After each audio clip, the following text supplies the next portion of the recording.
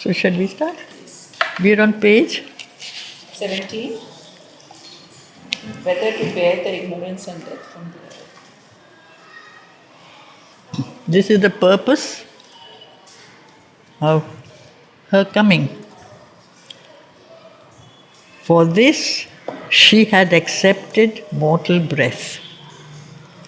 To wrestle with the shadow she had come, and must confront the riddle of man's birth and life's brief struggle in dumb matter's night. That is the riddle. Just to die, that we have to come down on earth? Or is there a reason other than that? This is the reason why she herself has put on the human embodiment. So for this she had accepted mortal breath. This is the reason of the mother's coming also. To put on a human embodiment in order to go through the human difficulties, which is at the same time something that seems inevitably to fail. We have this life given to us just so that it can end. It is to fight this. And why shadow? Why is this shadow? It is not life eternal, it is shadow. Shadow has no substance. Shadow has no fundamental reality. But it is darkness. And this is ignorance. This darkness, this ignorance is what drags us down. And it is the death of ignorance that will bring about the death of death. As long as we are trapped in the field of darkness and ignorance and error and limitation and all that follows from that original downfall, because we are separated from the origin. It is because we are separated from the origin. We are divided.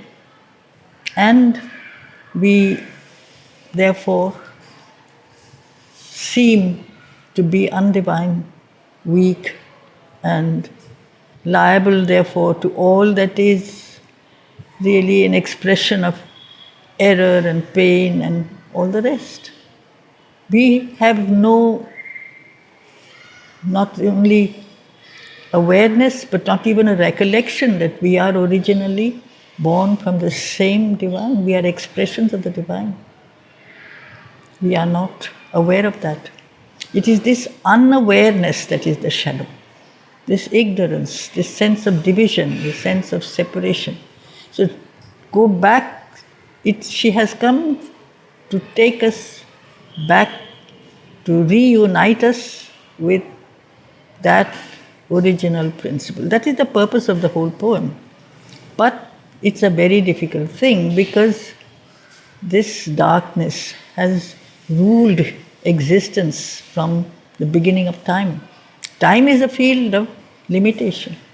However big it may seem to be a field, it is still a field of limitation. There is always a beginning, there is always an end. We are not aware that we are children of eternity. We are children of time. So for this, she, the eternal, has come down into time just so that children of time may slowly become part of their original eternity. It is a kind of a very slow, long battle, because to break out of a simple habit is not easy. To break out of so-called habit that has lasted for millions of years is that much more difficult. We accept our mortality, we accept our humanity. The whole purpose of the mother's coming of the poem Savitri is just that. It is a clash with death. And not to accept death as final. Whether to bear with ignorance and death. Where there is ignorance, there is death. Whether to accept this as final, as inevitable, or hew the ways of immortality. Because on earth, there is not yet the expression of immortality.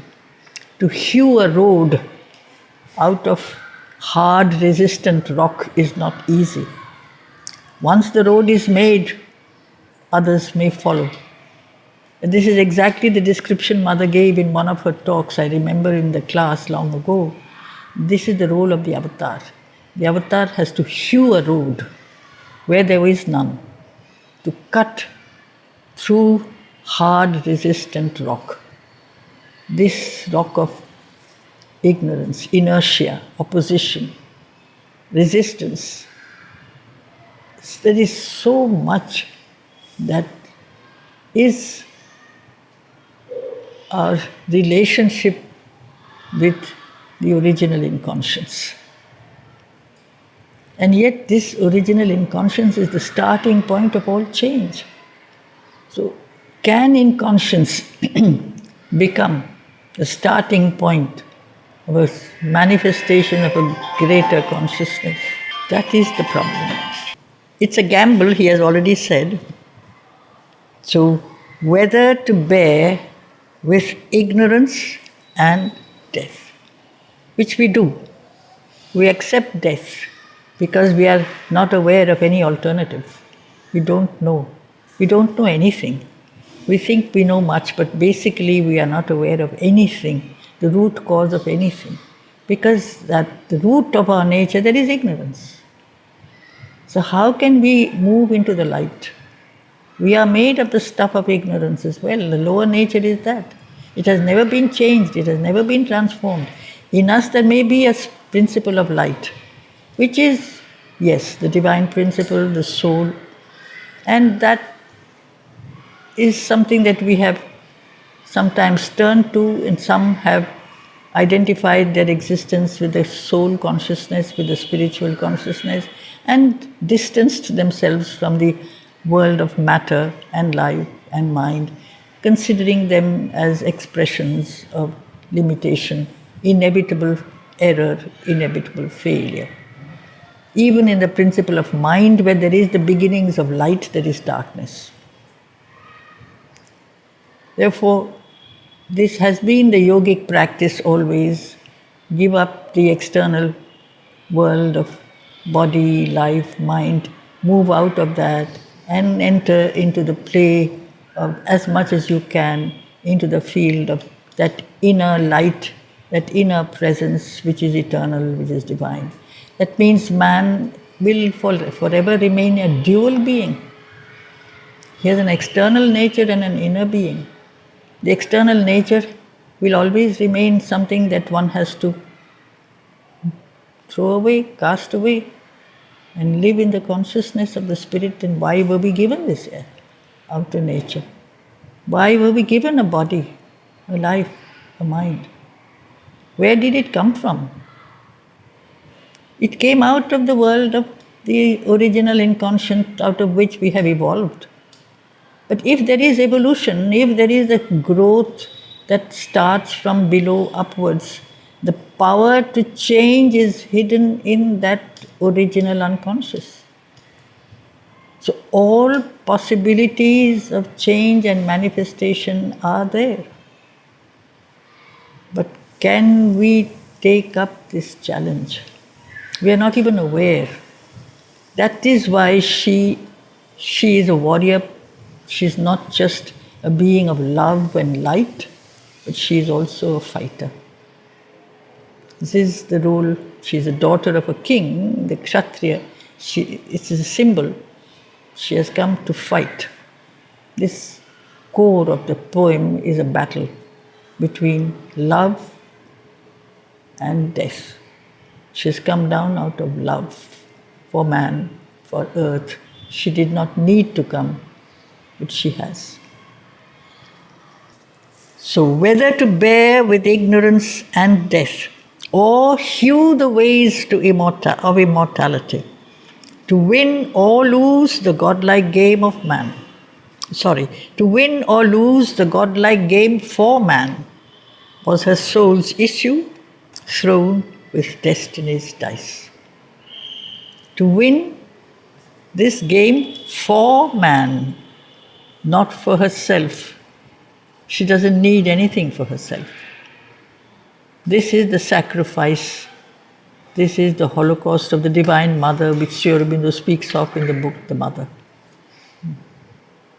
Sometimes it is said in the Upanishads that this is the sacrifice of Purusha. But he says, but much more is it, the sacrifice of Prakriti, the Holocaust of the Divine Mother, who has accepted to come down into the lowest of the low, share in that, as if she has lost herself. Like in a Holocaust, you're just thrown into the fire. She accepts to enter into the darkness, into the very heart and difficulties of the ignorance, and slowly make her way from below upwards. This is the nature of the evolutionary process. What is the evolution?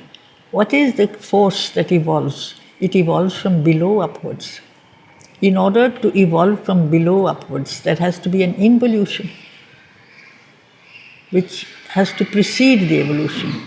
There has to be a descent that comes down from above, enters and plunges into the darkness, and slowly makes its way upwards and gradually removing the darkness, wiping off resistance, and each step of the way there is opposition. So whoever comes to make us change meets with opposition from the very beings that she has come to help. We resist, we fight back, we don't want to change. Therefore, this is the gamble thrown with destiny's dice. Because there is the game of dice, the outcome is not known from before. This has been going on for thousands of years. Avatar after avatar have come. They have fought. They seem to have lost. They've shown a little, brought a little more clarity, a little more consciousness. And then they had to withdraw. The earth rejected them. Always it is that.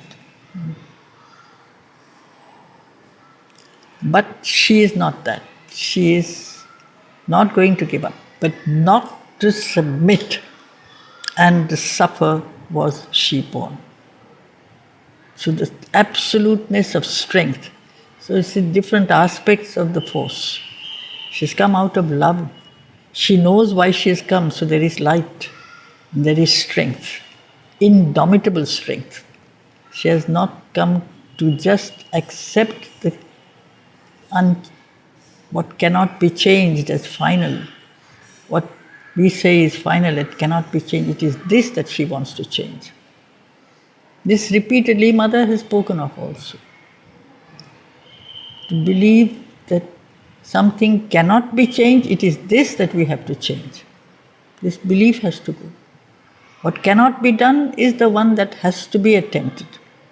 Not to repeat the same patterns that have been in slight improved models, to repeat the past ways and methods, but to break new ground, to do that which has never been done and which you may believe cannot be done. It is that for which she has come.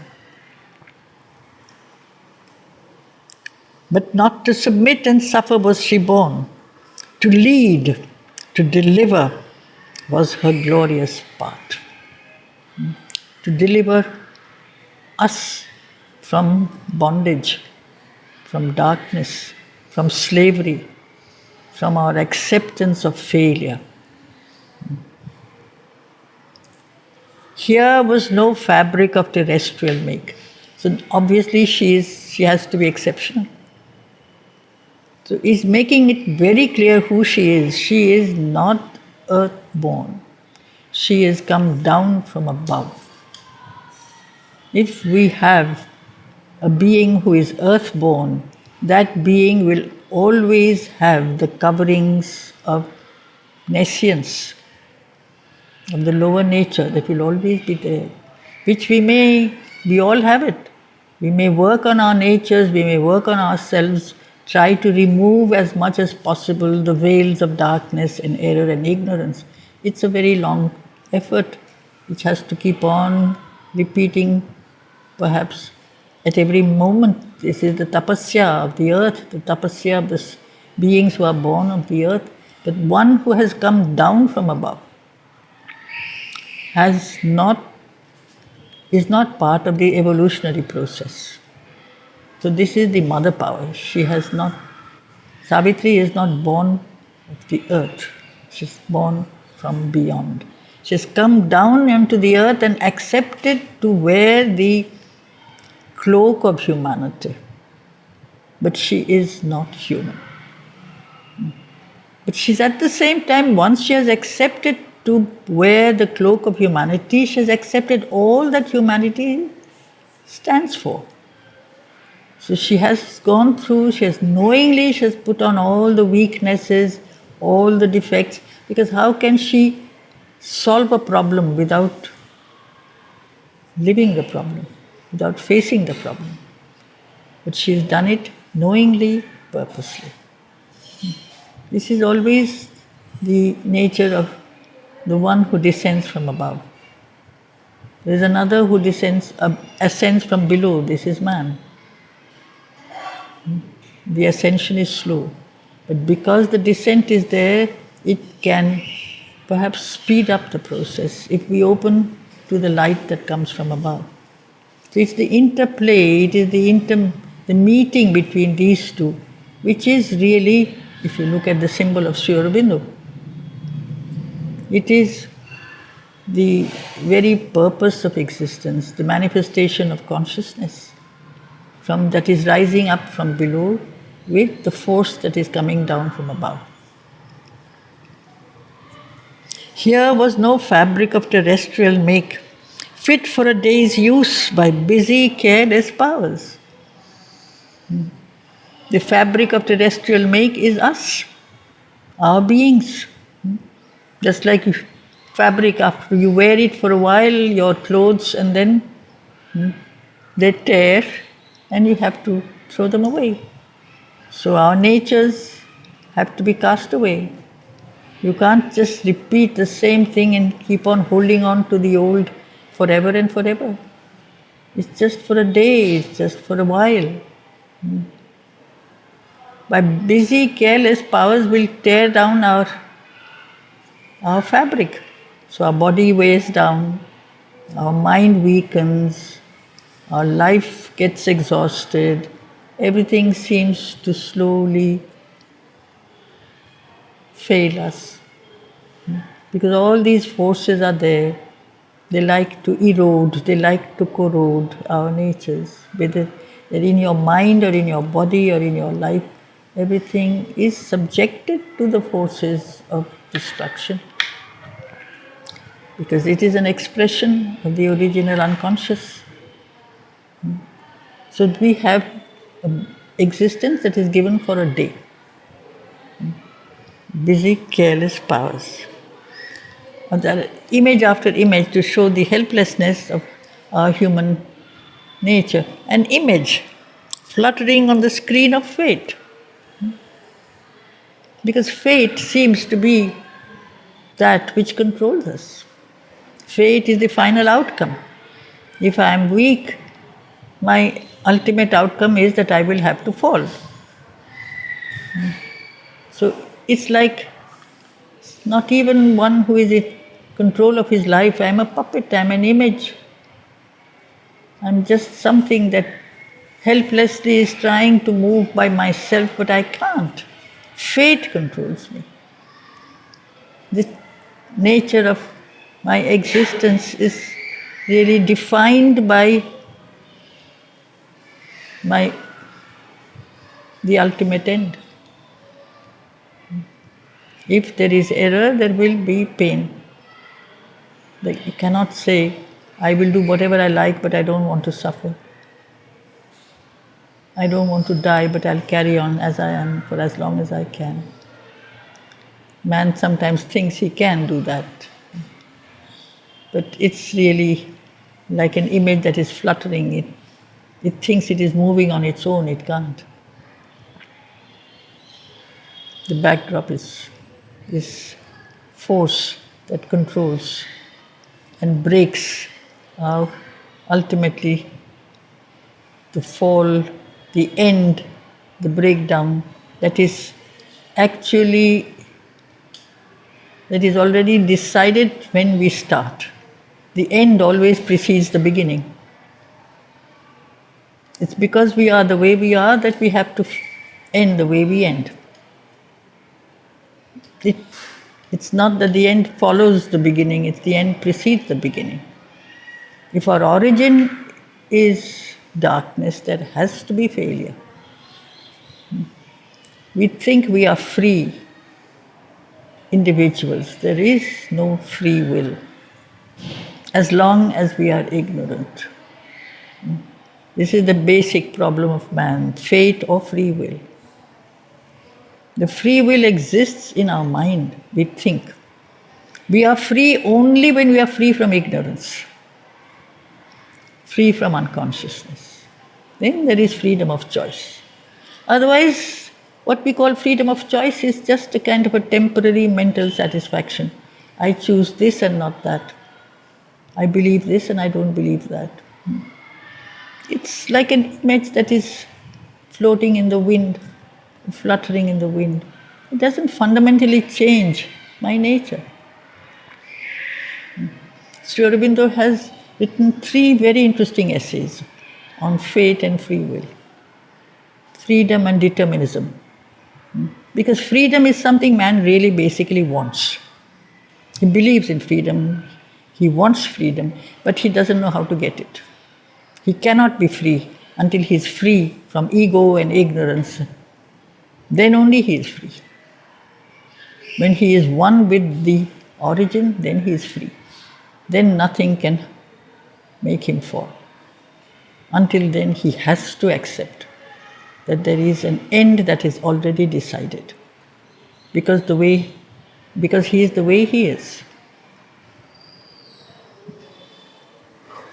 So, this is the picture of human nature, an image fluttering on the screen of fate, half animated for a passing show. This is our life. Passing show. It's just like a play. Half animated, not even fully alive. Half of us is really inertia, more than half. It's such a short play. This is the image of man. This is not Savitri. Or a castaway on the ocean of desire, flung to the eddies of a ruthless sport and tossed along the gulfs of circumstance. The same sense of being at the mercy of all kinds of other forces.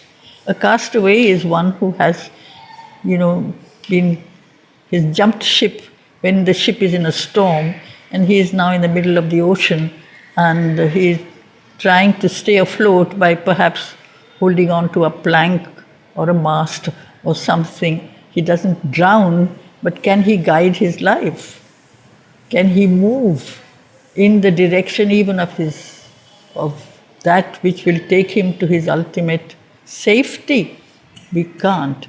What is the storm? What is the water, the vital nature? And that is ruled by desire. And as long as we are slaves of desire, we are at the mercy of all kinds of different expressions. We cannot have it both ways. We want to be happy, we want to be free, we want to be immortal, and yet we want things to be the way we choose, the way we like. This is not possible. This cannot be. We are tossed along like a castaway, like a sailor, because he has used this image. It's a very ancient Indian image. Man is traveling, he's a sailor on the ship. His being is his boat. He's traveling on the waters of time. But does he know where he is moving? Is he really the pilot of his boat? Or is he at the mercy of all kinds of different winds and waves and passions and desires, in gulfs of circumstances? Sometimes there are eddies, whirlpools, circumstances. You may want something, but you're at the mercy of the outer nature, the outer world, which you can't control. Another image now. A creature born to bend beneath the yoke, a chattel and a plaything of time's lords, or one more pawn who comes destined to be pushed in this one slow move forward on a measureless board in the chess play of the earth's soul with doom. Such is the human figure drawn by time. It's a long sentence with different aspects of subjection, of slavery, of bondage. Each one different, but all describing the same helplessness, the same subjection to forces other than ourselves. A creature, man, born to bend beneath the yoke, the pressure of other forces, like a bullock. You put a yoke on the bullock, and the bullock is no longer a free animal. He's a slave. Man is also a slave. Is man a slave or is man free? That's another short essay by Sri Aurobindo. Man, slave or free? Man hopes to be free, likes to be free, but man is a slave. Slave to himself, slave to egos, slave to all the forces that play around with him, push him down, sometimes raise him up, and then he thinks he has really risen higher, so that he can be thrown down again. So this is the image. That's man's slave of what? That's the title of the book. Man, slave or free? Slave or free? That's the question Sri Aurobindo has written. He's written quite a few short essays like that. Man, slave or free? Free fate and free will. So these are two aspects, because man wants to be free. Man, how can you want something you don't know at all? It's given the illusion of free will. No, but how can you want something you don't know at all? That means somewhere you can be free. Somewhere you know what is freedom. Some part in you knows. That's why you yearn for it. And yet you don't want to really make the right take the necessary steps to achieve that freedom. That's the whole problem. We have to remove our weaknesses, our darknesses, our ego, our ignorance. Otherwise, why should we want freedom? Freedom is an expression of divinity. God, light, freedom, immortality that he speaks of in the Life Divine, they are all synonyms. It says the same thing in different ways. You cannot be free as long as you are bound by any condition. To be independent. We like to be independent. That means we have no dependence on anything. We are in charge of ourselves. Only the Supreme can say that of himself. We are not independent. We are dependent. And we will stay dependent until we have united ourselves with the Supreme. But something in us wants this freedom. It's a very ancient longing. That means somewhere that principle of divinity is there, in spite of all our weakness. And this is why man is torn apart. If you accept your weakness, you don't suffer. You say, yes, I'm this way. But something in us wants not to be like that. Just wanting doesn't suffice. But how can I ask for something I don't know at all? I asked for freedom because something in me is free, knows what is freedom. But my surface being, my body, life, mind, none of these are free. And I relate only with my surface being. I identify only with this surface nature.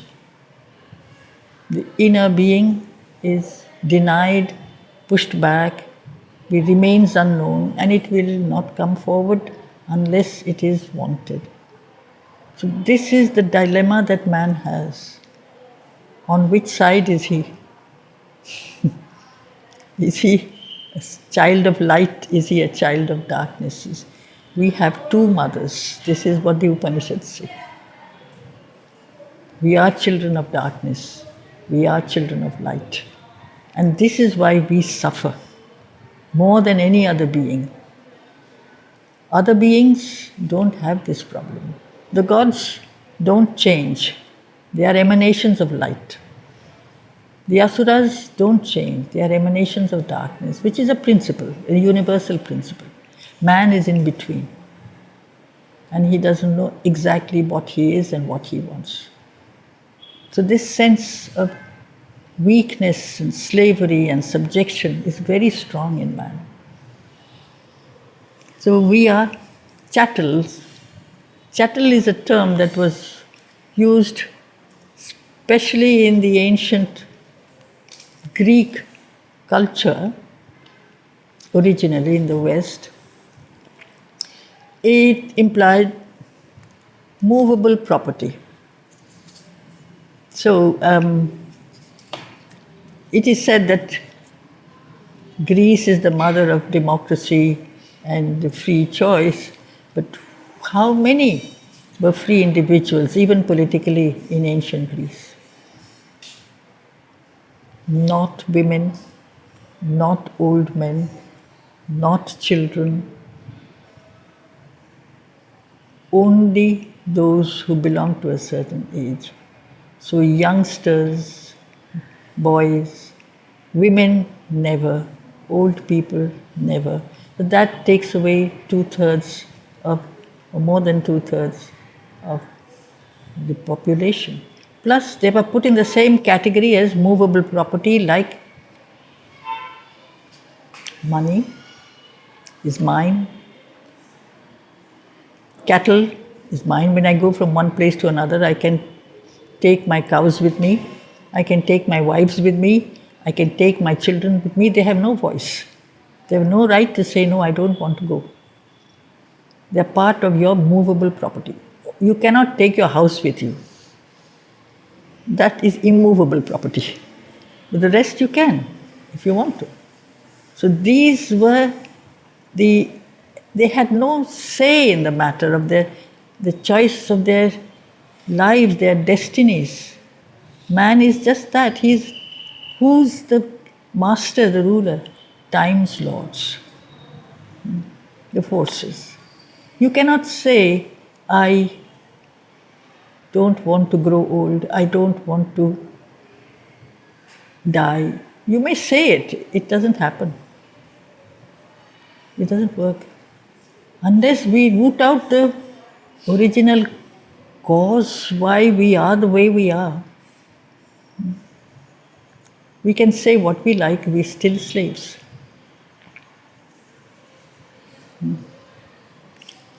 So another image, all of these are really beings who have no say in their own futures, in their own destinies, like a pawn in a chessboard. There are pawns. A pawn may say, I don't want to move on that square, I want to go in that direction. A pawn has no voice. It is subjected to the hand that moves the pawn. The hand decides where the pawn will go. The pawn has to. Man is just that. One more pawn who comes, destined to be pushed one slow move forward on a measureless board in the chess play of the earth soul with doom. This is the game. The spirit that is born on earth finally goes back to the earth from which it is born, again and again. So this is the fate of man, has been the fate of man. Such is the human figure drawn by time.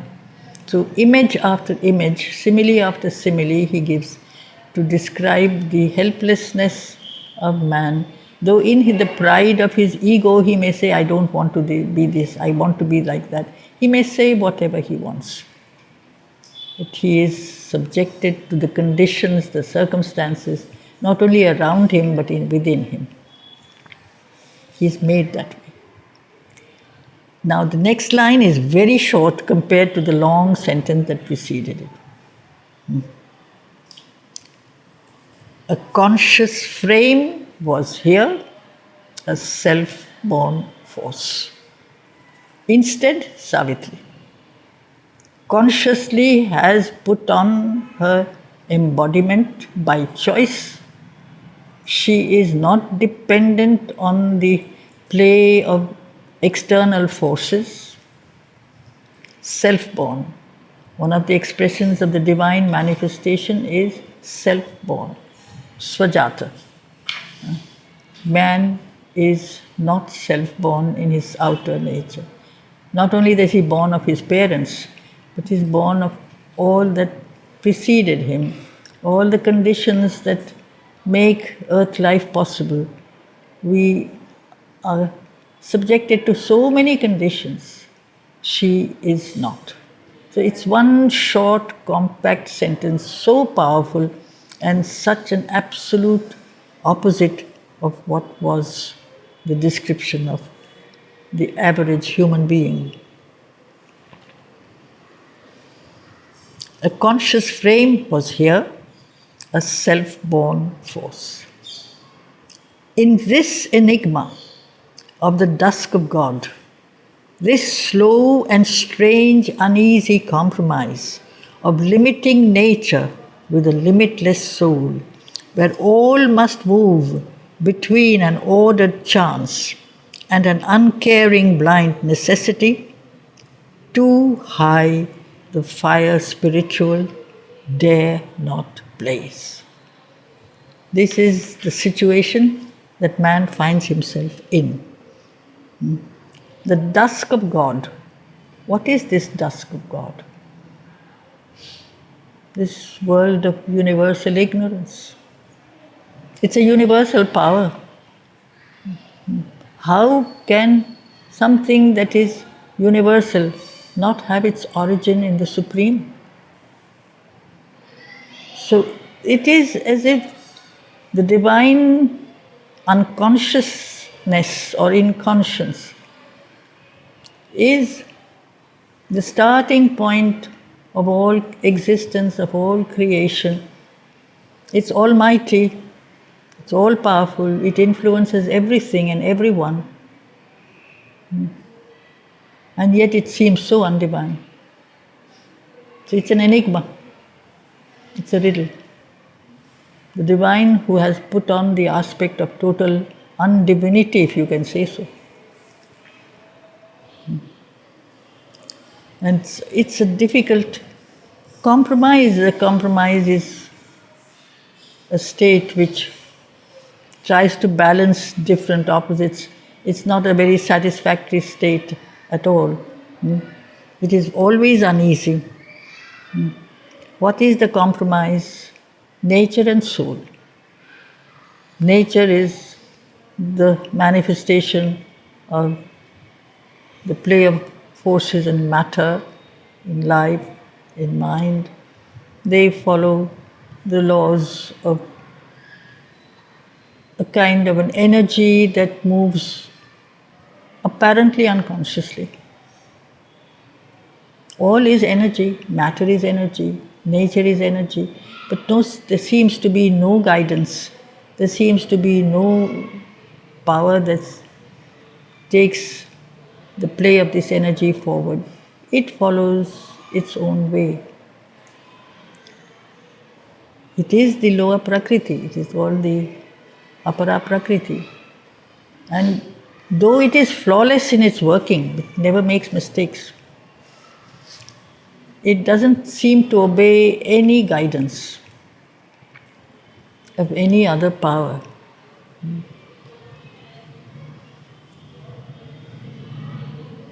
So it's always uneasy because we are part of this play of the lower unconscious nature in our matter, life and mind. Matter is our body. We also have at the same time, sometimes we perceive it quite clearly, the presence of a soul. There is a light. There is a divine presence. We can relate with it. Now, how does one combine the two?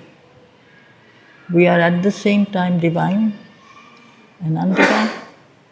The undivine is present as the divine. It's very uneasy to live with two enemies at the same time and accepting their demands. So one has to be pushed back. For a long time the soul stays in the background, is pushed back. And the outer nature rules. But the soul is there. Without the soul there can be no existence. That presence which has created the universe, if that presence leaves, then the body and everything creation fails. The soul departs, there is no existence. And yet I am not aware of its presence. Because I choose to turn my gaze outwards, I don't turn my gaze inwards. I relate with all the outer circumstances. It's not a very comfortable state. I can't harmonize. One of the fundamental principles of really being not uneasy, to be happy, and I say easy in the sense of being happy, is harmony. And what is harmony? To really be able to find that fundamental oneness behind the diversity, behind the play of outward multiplicity. Feel that one single force that is there. It's one of the absolute conditions of the supramental world that Mother speaks of. Harmony. We live in disharmony. We try to sometimes suppress one side so that on the surface there is no discord. You say, no, I'm a mental being. My mind makes rules, and I will make the necessary, you might say, laws and rules that will guide my life. Another may say, no, I follow my desires, my likes and dislikes. They rule me. A third kind of person may say, I obey my body, its inertia, its need to sleep, its dullness. It is so strong. Whatever the mind may say or the vital impulses may say, finally it is this dullness and inertia that drags me down, whichever way. In all this, the soul seems to find that there is no room for it. There is no need for man, in man, for the soul. It's a very uneasy state. If we could harmonize body, life, mind, spirit, there would be no suffering. Because everything would be an expression of the divine. Body and life and mind would be an expression of the same divine presence in everything, because it is there in everything. But we have cut ourselves off, or we have compartmentalized our nature in different categories. We can sometimes take the support of one aspect and then another and then a third.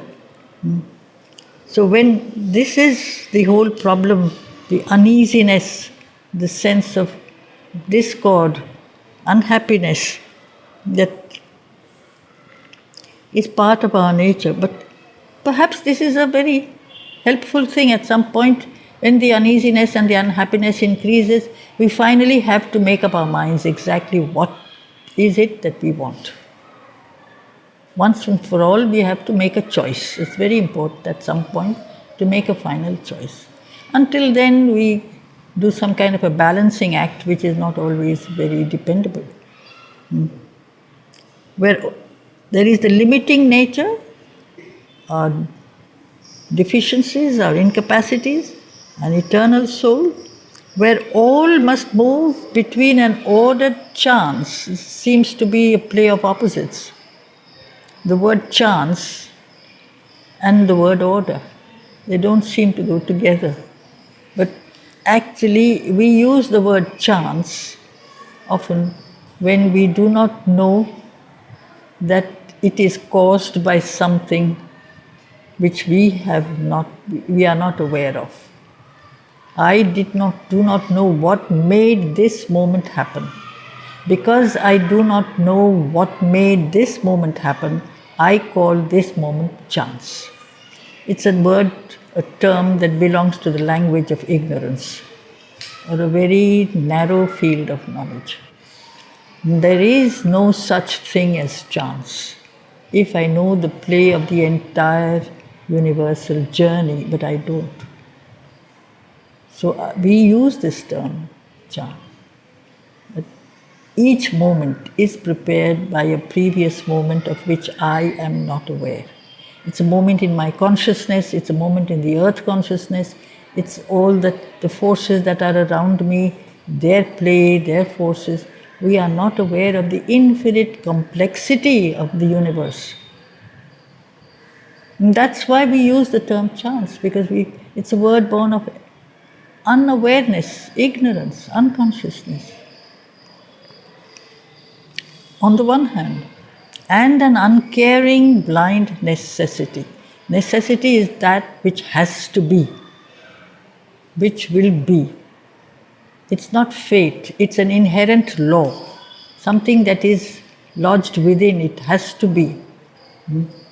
And whether you like it or not, you want it or not, it will be. Like, say, a gravitational pull that is there, you throw a stone in the air, it has to fall down. Whether it's a stone or a feather or a ball, it has to come down. It cannot say, I don't want to fall, I want to stay floating in the air. There is a law.